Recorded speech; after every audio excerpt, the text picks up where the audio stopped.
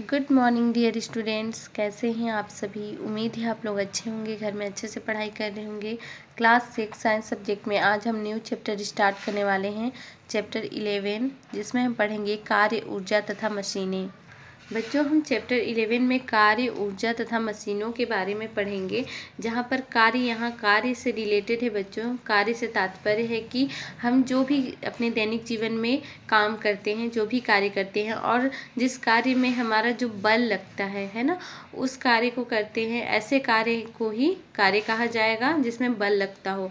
और बल तभी लगेगा बच्चों जब हमारे शरीर में एनर्जी होगा, है ना, यानी कि ऊर्जा यहाँ पर लिया गया है। तो कार्य करने के लिए ऊर्जा की आवश्यकता होती है और ऊर्जा भी कई प्रकार के होते हैं बच्चों। यहाँ हम ऊर्जा के बारे में भी पढ़ेंगे, यांत्रिक ऊर्जा, रासायनिक ऊर्जा, ऊष्मीय ऊर्जा, विभिन्न प्रकार की ऊर्जाओं के बारे में पढ़ेंगे। और यहाँ पर मशीन जो बताया गया है बच्चों, मशीन के द्वारा हम जो भी कार्य करते हैं वो काम आसानी से हो जाता है। मशीन के द्वारा जो हमें बल लगाना पड़ता है वो कम लगाना पड़ता है, एनर्जी कम लगता है। और सरल मशीन, जटिल मशीनों के बारे में हम अध्ययन करेंगे। तो आइए देखते हैं। दैनिक जीवन में कार्य शब्द को कई अर्थों में लिया जाता है। आइए इन वाक्यों पर विचार करें। रविंद्रनाथ टैगोर ने गीतांजलि की रचना कर एक अद्वितीय कार्य किया है, या मैं कारखाने में कार्य करता हूँ। उपरोक्त वाक्यों में कार्य को जिन अर्थों में लिया गया है, विज्ञान की भाषा में उसे कार्य नहीं कहा जा सकता। कार्य करने का अर्थ है किसी वस्तु पर बल लगाकर उसे एक स्थान से दूसरे स्थान तक ले जाना या विस्थापित करना। जैसे बच्चों, बहुत लोग से ऐसे पूछा जाता है कि आप क्या काम करते हो, कौन सा कार्य करते हो, तो वे बताते हैं कि मैं कारखाने में कार्य करता हूँ, या मैं स्कूल में काम करता हूँ, या बैंक में काम करता हूँ। तो इस प्रकार से वो अपने जो काम करते हैं उसे बताते हैं। तो यहाँ काम से जो कार्य है उससे रिलेटेड ये कार्य नहीं है बच्चों। ये कार्य का अर्थ है कि किसी वस्तु पर बल लगाना, है ना, विज्ञान की भाषा में, कि किसी वस्तु पर बल लगे उसे ही कार्य कहा जाता है। और एक जो वस्तु होती है एक स्थान से दूसरे स्थान पर ले जाना या विस्थापित करना, है ना, इस प्रकार के कार्य को ही कार्य कहा जाता है विज्ञान की भाषा में। ठेला चलाने वाला व्यक्ति ठेले पर बल लगाकर उसमें रखे अनाज के बोरों को एक स्थान से दूसरे स्थान तक ले जाता है। इसमें व्यक्ति द्वारा कार्य किया जाता है। क्या होता है बच्चों, जो ठेले वाला है वो ठेले पर एक बोरा रखता है, अनाज का बोरा रखता है, और उस ठेले को जो बोरा है उसको एक स्थान से दूसरे स्थान तक वो पहुंचाता है। ठीक है, तो इस प्रकार का जो कार्य होता है बच्चों, इसमें व्यक्ति द्वारा जो कार्य किया गया, इससे रिलेटेड हम कार्य देखेंगे, ना कि मैं कारखाने में कार्य करता हूँ। ये अलग वाला कार्य हो गया बच्चों, जो जिसमें बल लगता हो, जिस वस्तु को एक स्थान से दूसरे स्थान तक ले जाया जाए, है ना, उनके उस व्यक्ति द्वारा जो कार्य किया जाता है उसे हम यहाँ पर कार्य कहेंगे। यदि बल लगाने पर भी ठेले में कोई विस्थापन नहीं हो तो ऐसा माना जाएगा कि ठेला चलाने वाला व्यक्ति द्वारा कार्य नहीं किया गया, है ना।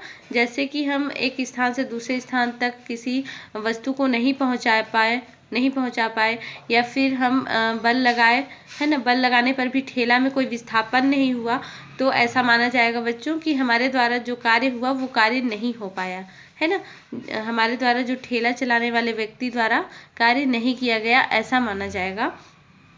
अतः स्पष्ट है कि कार्य होने के लिए बल लगाने के साथ साथ विस्थापन का होना भी आवश्यक है। तो बच्चों, यहाँ पर जो बल लगा रहे हैं, कार्य करने के लिए बल लगा रहे हैं, उसके साथ साथ क्या जरूरी है, विस्थापन का होना, है ना। यानी कि जिस वस्तु को हम एक स्थान से दूसरे स्थान तक, या किसी बड़े संदूक को हम खींच रहे हैं या ढकेल रहे हैं, है ना, धकेलना, खींचना, तो उनमें विस्थापन होता है। एक स्थान से दूसरे स्थान पर वो वस्तु पहुंचता है, तो उसे हम विस्थापन कहेंगे।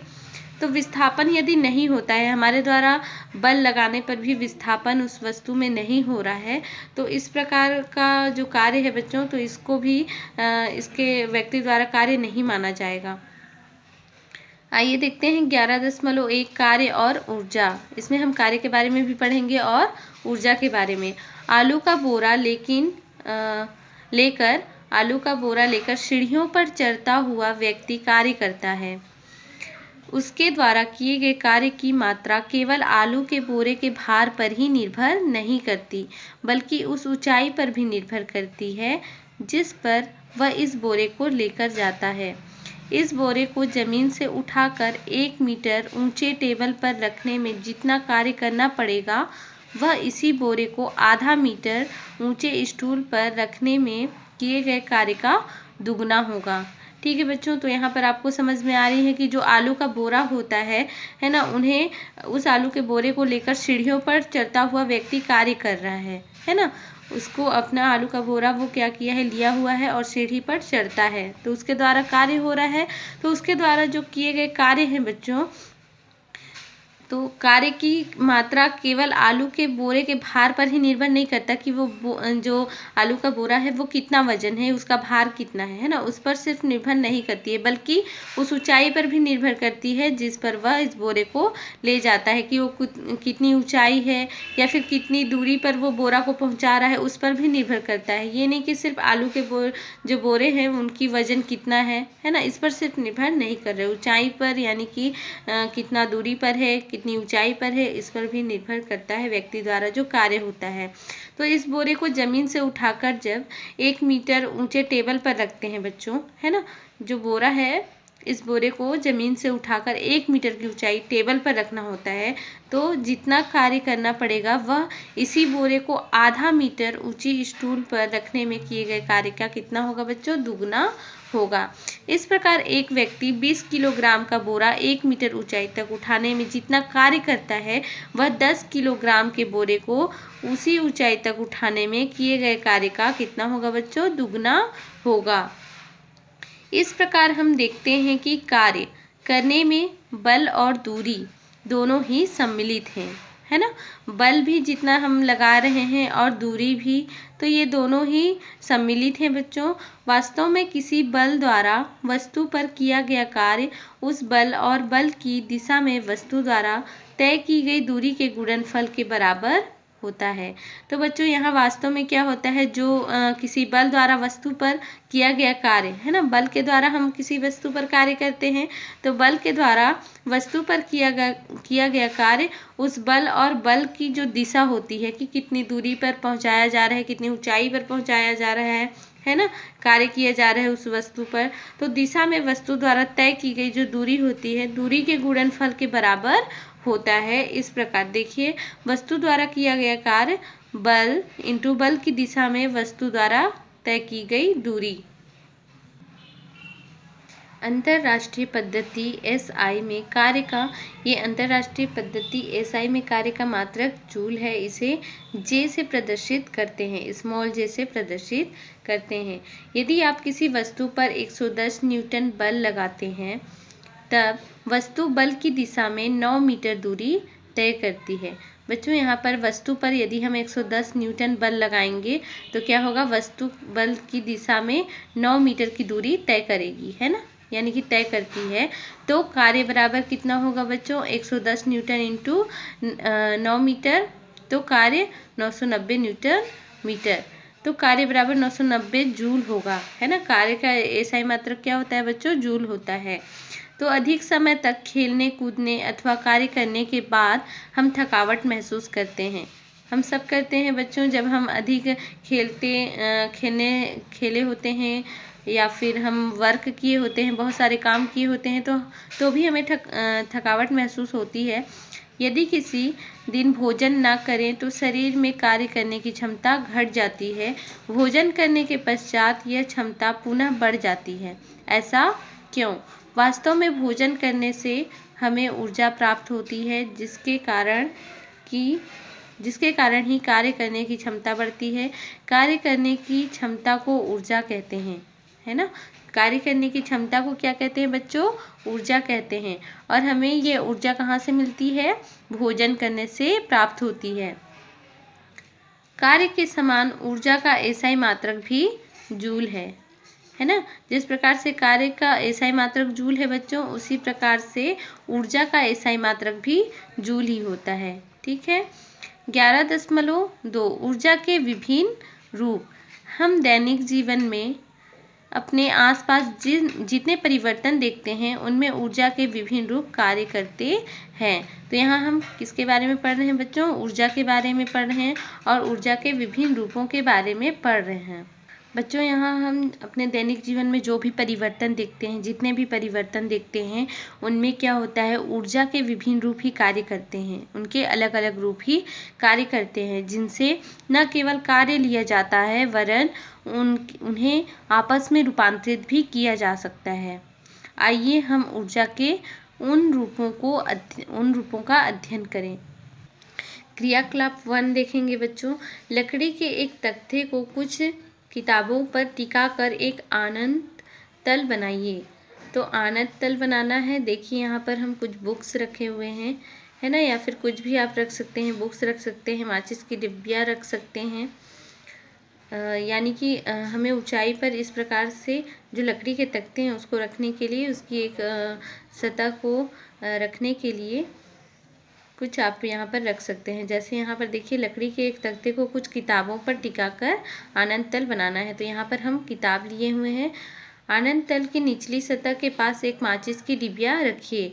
यानी कि जो आनंद तल की निचली सतह है, यहाँ पर हम एक माचिस लिए हुए हैं। अब टॉर्च के सेल को आनंद तल पर भिन्न भिन्न ऊंचाइयों यानी कि A, B, C पर रखकर छोड़िए।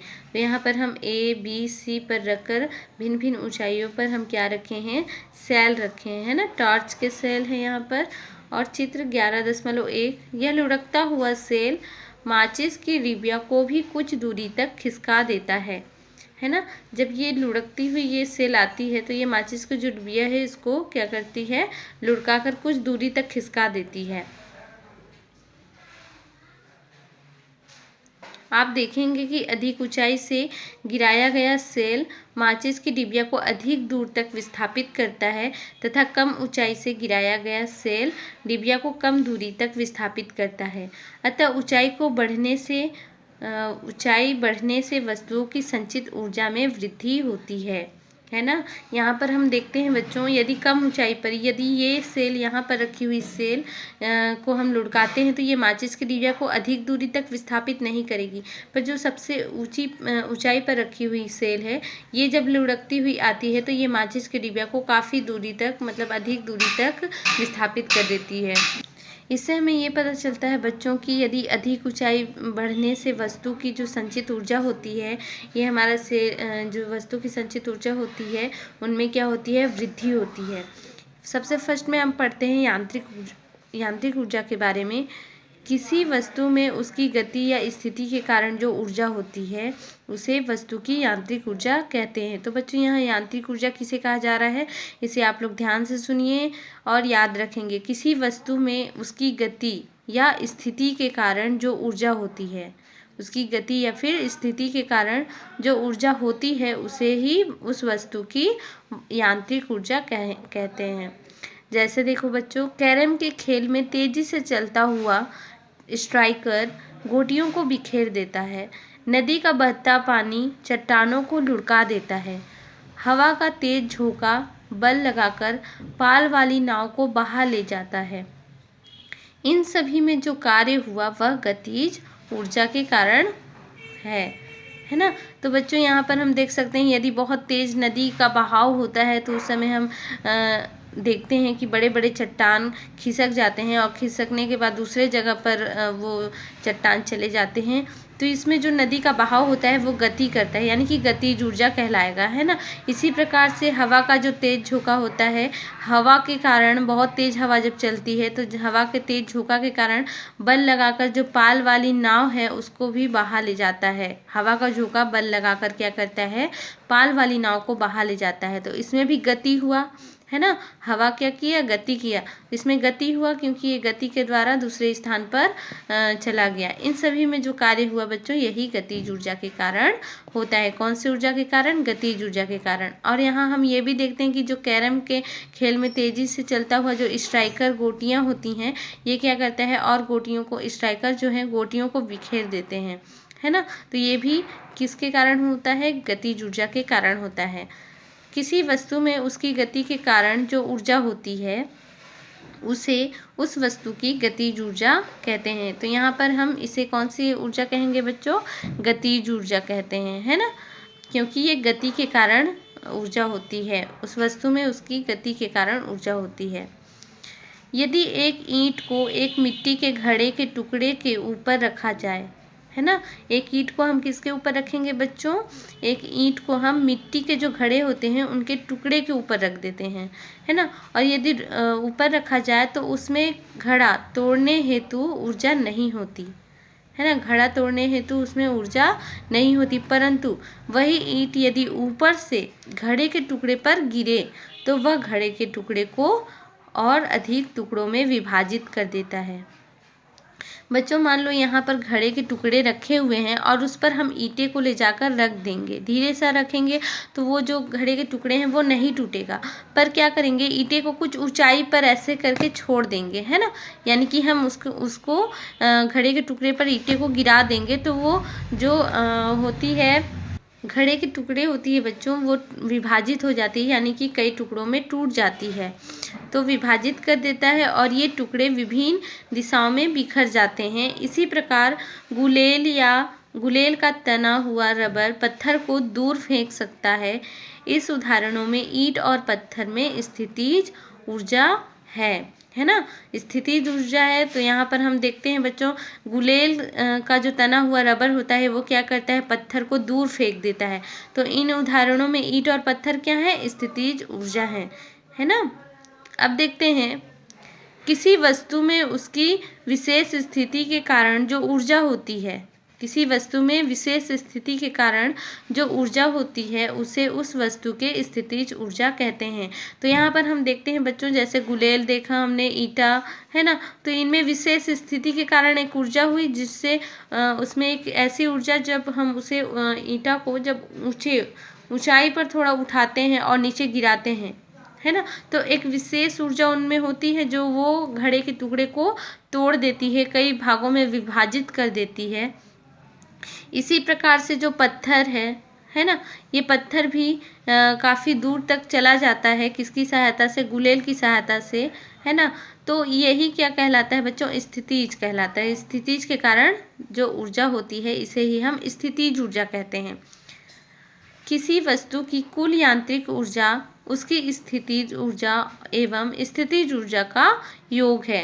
तो इन्हीं दोनों का योग है बच्चों, गतिज और स्थितिज ऊर्जा का योग है, जिन्हें हम यांत्रिक ऊर्जा कहते हैं। ठीक है, वस्तु की कुल यांत्रिक ऊर्जा बराबर वस्तु की गतिज ऊर्जा प्लस वस्तु की स्थितिज ऊर्जा। तो इन दोनों के से इनका योग है बच्चों, यहाँ पर प्लस किया गया है, यानी कि वस्तु की गतिज ऊर्जा और स्थितिज ऊर्जा प्लस इनके बराबर क्या होता है, यांत्रिक ऊर्जा। एक उड़ते हुए वायुयान में गतिज एवं स्थितिज दोनों प्रकार की ऊर्जा होती है ना। वायुयान में जो गतिज एवं स्थितिज दोनों प्रकार की ऊर्जा होती है, इन दोनों प्रकार की ऊर्जाओं का योग वायुयान की कुल यांत्रिक ऊर्जा होती है। अब हम पढ़ेंगे बच्चों रासायनिक ऊर्जा के बारे में।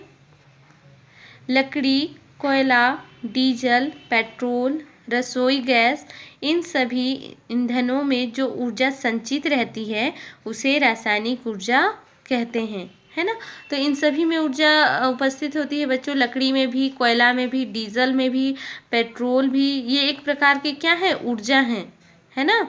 तो इन सभी ईंधनों में क्या होती है बच्चों, ऊर्जा संचित होती हैं, जिनके द्वारा हम भोजन पका पाते हैं, है ना।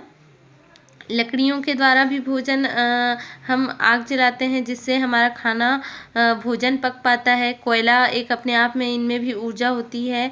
डीजल, पेट्रोल, है ना, रसोई गैस जो एलपीजी गैस का हम यूज करते हैं, गैस जिसमें हम खाना पका पाते हैं, तो ये सभी ईंधन है जो कि ईंधनों में जो ऊर्जा संचित रहती है उसे ही हम क्या कहते हैं बच्चों, रासायनिक ऊर्जा कहते हैं।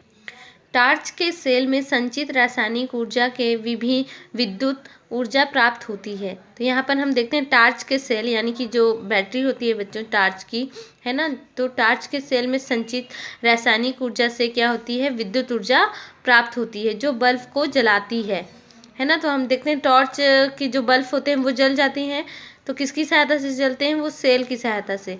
तो जो सेल होती हैं इनमें जो रासायनिक ऊर्जा होती है यही विद्युत ऊर्जा प्राप्त होती है, इससे विद्युत ऊर्जा प्राप्त होती है। हम भोजन के द्वारा जो कुछ भी ग्रहण करते हैं उनमें संचित रासायनिक ऊर्जा हमारी पेशीय ऊर्जा में परिवर्तित होती है, जो हमें कार्य करने की क्षमता प्रदान करती है। तो बच्चों, हमें कार्य करने के लिए भोजन की आवश्यकता होती है, यानी कि ऊर्जा की आवश्यकता होती है।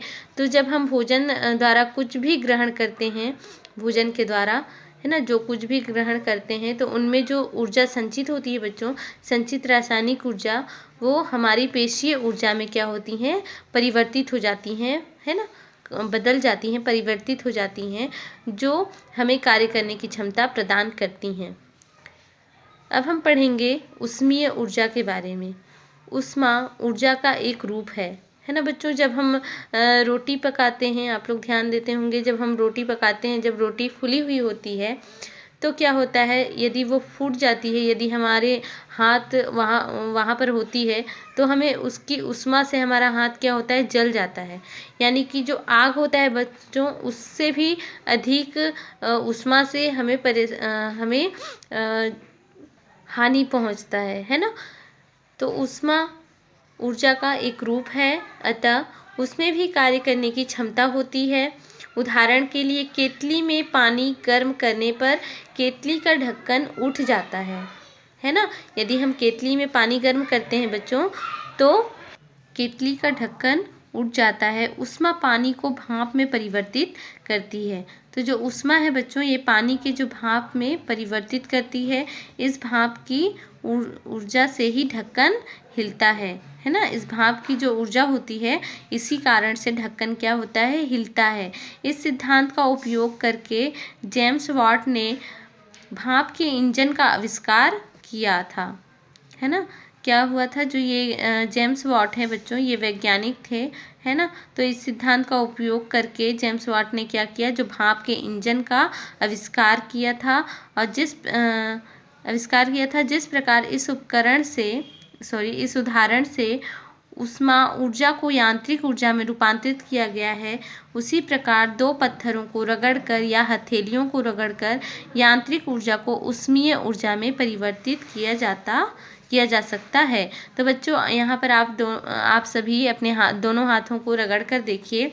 इस प्रकार से जब अपने हाथों को रगड़ेंगे तो यांत्रिक ऊर्जा किस ऊर्जा में परिवर्तित होगी, ऊष्मीय ऊर्जा में। आप एक ऊष्मा का अनुभव करेंगे। यहाँ पर हमारे जो हथेली हैं, दोनों हथेली गर्म हो जाएंगे, है ना। तो ये ऊष्मीय ऊर्जा में परिवर्तित हो जाते हैं हमारे यांत्रिक ऊर्जा।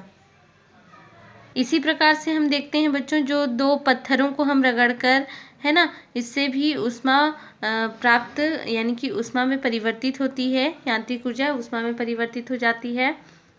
तो बच्चों, आप सभी को रासायनिक ऊर्जा, ऊष्मीय ऊर्जा और यांत्रिक ऊर्जा के बारे में समझ में आ गया होगा कि क्या होता है रासायनिक ऊर्जा, ऊष्मीय ऊर्जा और यांत्रिक ऊर्जा क्या होता है, आप सभी समझ चुके हैं। अब हम पढ़ते हैं फोर्थ, प्रकाश ऊर्जा।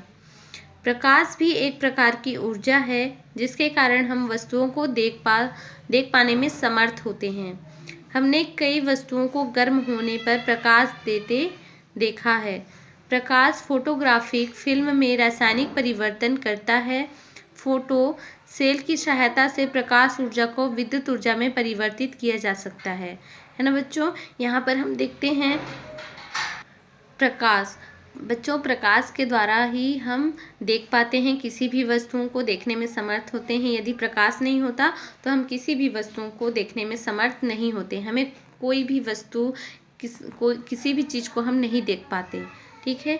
तो हमने कई वस्तुओं को गर्म होने पर प्रकाश देते देखा है ना। कोई भी वस्तु गर्म होता है तो हमने कई वस्तुओं को गर्म होने पर प्रकाश देते देखा है। जैसे प्रकाश फोटोग्राफिक फिल्म में रासायनिक परिवर्तन करता है ना। प्रकाश जो फोटोग्राफिक होता है तो फिल्म में क्या करता है, ये रासायनिक परिवर्तन करता है और फोटो सेल की सहायता से प्रकाश ऊर्जा को विद्युत ऊर्जा में परिवर्तित किया जा सकता है। जो प्रकाश ऊर्जा है बच्चों, जो सूर्य के द्वारा हमें जो प्रकाश मिलता है, तो इस ऊर्जा को हम किस ऊर्जा में परिवर्तित कर सकते हैं, विद्युत ऊर्जा में। पहाड़ी क्षेत्रों में जहाँ बिजली पहुँचना संभव नहीं है, फोटो सेल का उपयोग कर सौर ऊर्जा से विद्युत ऊर्जा प्राप्त की जा सकती है। तो बच्चों, ये आप लोग देखे होंगे सौर ऊर्जा से किस प्रकार से विद्युत ऊर्जा प्राप्त होती है। आप गांव-गांव में आप लोग देखे होंगे कि किस प्रकार से जो पहाड़ी क्षेत्र होते हैं जहाँ पर बिजली पहुँचना संभव ही नहीं होता है ना, तो वहाँ पर क्या किया जाता है, जो फोटो सेल का उपयोग करके सौर ऊर्जा से विद्युत ऊर्जा प्राप्त की जा सकती है और इस सेल को सौर सेल कहते हैं। कौन सा सेल कहते हैं? सौर सेल कहते हैं। इन सेलों का उपयोग उपग्रहों के लिए विद्युत स्रोत के रूप में किया जाता है। तो इन सेलों का उपयोग और कहाँ किया जाता है बच्चों? इन सेलों का उपयोग उपग्रहों के लिए किया जाता है। उपग्रह आप लोग समझते हैं, ग्रह और उपग्रहों के बारे में आप सभी जानते हैं, है ना। जैसे हमारा पृथ्वी क्या है? हमारा पृथ्वी ग्रह है और हमारे पृथ्वी के चारों ओर जो चक्कर लगाते हैं, जैसे कि चंद्रमा हमारे पृथ्वी के चारों ओर चक्कर लगाते हैं, इन्हें हम क्या कहते हैं? उपग्रह कहते हैं। और हमारा चंद्रमा प्राकृतिक उपग्रह है ना। और इसी प्रकार से और भी ग्रह हैं, बहुत सारे ग्रह हैं। तो उन ग्रहों के जो चक्कर लगाते हैं बच्चों, उन्हें उपग्रह कहते हैं। ठीक है। तो उपग्रहों के लिए विद्युत स्रोत के रूप में किसका उपयोग किया जाता है? सेलों का उपयोग कर सकते हैं, है ना। विद्युत स्रोत के रूप में किया जाता है। अब हम पढ़ते हैं बच्चों 5th में ध्वनि ऊर्जा, है ना। ध्वनि ऊर्जा के बारे में पढ़ेंगे। ध्वनि भी एक प्रकार की ऊर्जा है। ध्वनि की उत्पत्ति वस्तुओं के कंपन द्वारा होती है ना। वस्तु कंपन करते हैं बच्चों तो ध्वनि उत्पन्न होती है। हम पढ़ चुके हैं ध्वनि चैप्टर में, है ना। जब आपकी साला का घंटा बजाया जाता है तब उसे छूकर देखने पर पता चलेगा कि वह कंपन कर रहा है। ठीक है बच्चों, जब स्कूलों की बड़े बड़े घंटे होते हैं, उन्हें जब बजाया जाता है और बजाकर छोड़ दिया जाता है तो कुछ टाइम तक क्या करते हैं? कंपन करते हैं। तो उन कंपन के द्वारा ही ध्वनि उत्पन्न होती है। यदि हम उसे जाकर उस घंटे को जाकर छू देते हैं, स्पर्श करते हैं, तो वो कंपन बंद हो जाता है ना। और कंपन बंद होता है तो ध्वनि भी बंद हो जाती है। तो कंपन के द्वारा ही ध्वनि उत्पन्न होती है। हम पढ़ चुके हैं बच्चों इस क्रियाकलाप से, यानी कि हम ध्वनि चैप्टर में हम पढ़ चुके हैं। इसके कंपन वायु में कंपन उत्पन्न करते हैं, है ना। इसके कंपन और कहाँ उत्पन्न करते हैं बच्चों? यदि हम उसे छूकर देखने पर पता लगता है कि वह कंपन कर रहा है। और इसके कंपन वायु में कंपन उत्पन्न करते हैं और कंपित वायु हमारे कानों के पर्दों को भी ठीक उसी प्रकार कंपित करते हैं। अंत में यह कंपन श्रवण तंत्रिकाओं द्वारा मस्तिष्क को संवेदनाएं भेजता है। इससे हमें सुनने की अनुभूति होती है। इस प्रकार ध्वनि एक प्रकार की ऊर्जा है जो माध्यम के कणों एवं कान के पर्दों में गति उत्पन्न करने की क्षमता रखती है। यही कारण है कि कभी कभी बादलों में गर्जन तथा पटाखों की तेज आवाज़ से मकान के दरवाजे, खिड़कियां आदि हिलने लगते हैं। तो बच्चों, हम ये देखे हैं कि जैसे क्या होता है, बहुत तेज़ ध्वनि होती है। तो हमने ये भी देखा है कि हमारे जब हम टीवी देखते रहते हैं तो टीवी किस प्रकार से झिलमिलाने लगते हैं। इसी प्रकार से बहुत तेज़ जब गर्जन होती है, बिजली चमकने लगती है, तो कुछ कुछ जो चीज़ें होती हैं वो हिलने लग जाती हैं। दरवाजे जैसे जो खिड़कियाँ होती हैं उनके दरवाजे हिलने लगते हैं, मकान की दरवाजे हिलने लगते हैं। तो इस प्रकार की घटना हमें देखने को मिलती है। ये क्या होती है बच्चों? तेज़ ध्वनि के कारण होती है, यानी कि ध्वनि ऊर्जा के कारण होती है। अब हम देखते हैं 6 में विद्युत ऊर्जा। दैनिक जीवन में विद्युत ऊर्जा का सर्वाधिक उपयोग होता है ना। हम विद्युत का बहुत ही ज़्यादा मात्रा में उपयोग करते हैं, बहुत अधिक मात्रा में उपयोग करते हैं बच्चों।